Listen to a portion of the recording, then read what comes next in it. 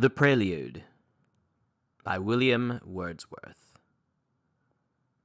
Book 2.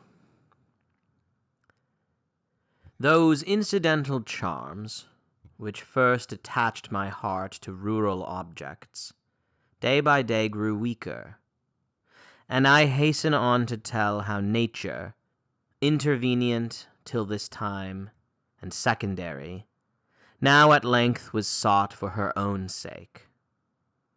But who shall parcel out his intellect by geometric rules, split like a province into round and square? Who knows the individual hour in which his habits were first sown, even as a seed? Who that shall point as with a wand and say, "This portion of the river of my mind came from yon fountain"? Thou, my friend, art one more deeply read in thy own thoughts. To thee science appears but what in truth she is, not as our glory and our absolute boast, but as a succedaneum and a prop to our infirmity. No officious slave art thou of that false secondary power, by which we multiply distinctions. Then deem that our puny boundaries are things that we perceive, and not that we have made. To thee, unblinded by these formal arts, the unity of all hath been revealed, and thou wilt doubt, with me less aptly skilled than many are to range the faculties in scale and order, class the cabinet of their sensations, and, in voluble phrase, run through the history and birth of each as of a single independent thing. Hard task, vain hope, to analyze the mind, if each most obvious and particular thought, not in a mystical and idle sense, but in the words of reason deeply weighted, hath no beginning. Blessed the infant babe, for with my best conjecture I would trace our being's earthly progress. Blessed the babe, nursed in his mother's arms, who sinks to sleep, rocked on his mother's breast, who with his soul drinks in the feelings of his mother's eye. For him, in one dear presence, there exists a virtue which irradiates and exalts objects through widest intercourse of sense. No outcast he, bewildered and depressed. Along his infant veins are interfused the gravitation and the filial bond of nature that connect him with the world. Is there a flower to which he points with hand too weak to gather it? Already love, drawn from love's purest earthly fount for him, hath beautified that flower.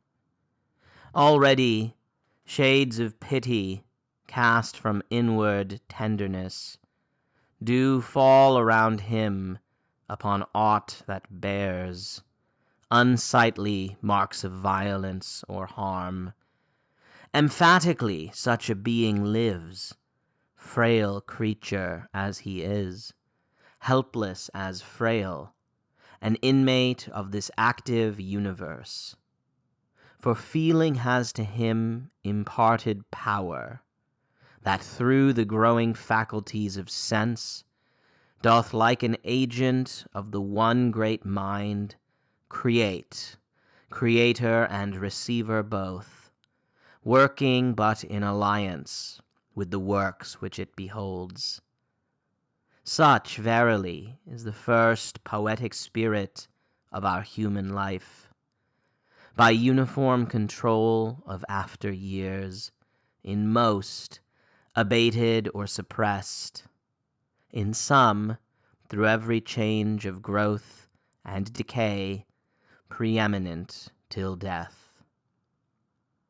From early days, beginning not long after that first time in which, a babe, by intercourse of touch, I held mute dialogues with my mother's heart.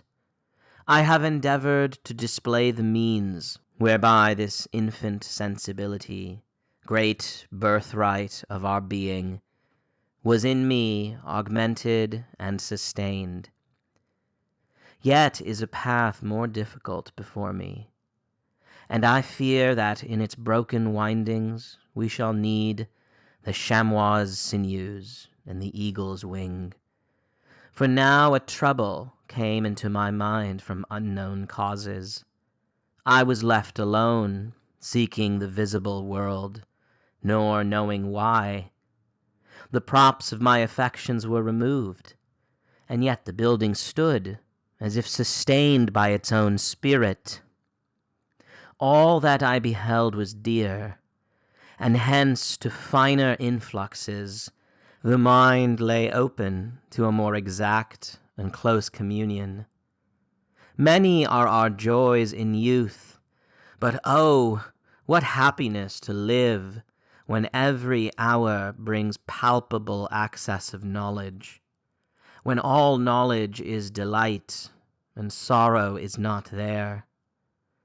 The seasons came, and every season wheresoever I moved unfolded transitory qualities, which, but for this most watchful power of love, had been neglected, left a register of permanent relations, else unknown.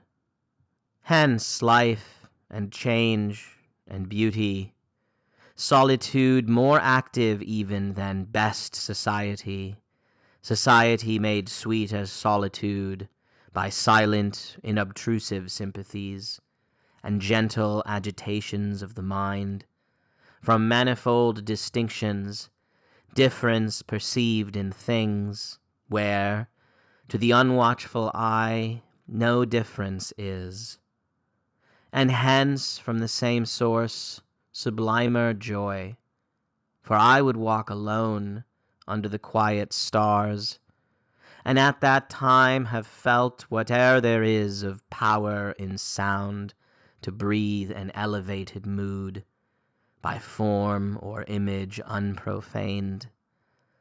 And I would stand, if the night blackened with a coming storm, beneath some rock, listening to notes that are the ghostly language of the ancient earth, or make their dim abode in distant winds. Thence did I drink the visionary power, and deem not profitless those fleeting moods of shadowy exaltation, not for this, that they are kindred to our purer mind and intellectual life, but that the soul, remembering how she felt, but what she felt remembering not, retains an obscure sense of possible sublimity, whereto with growing faculties she doth aspire, with faculties still growing, feeling still that whatsoever point they gain, they yet have something to pursue.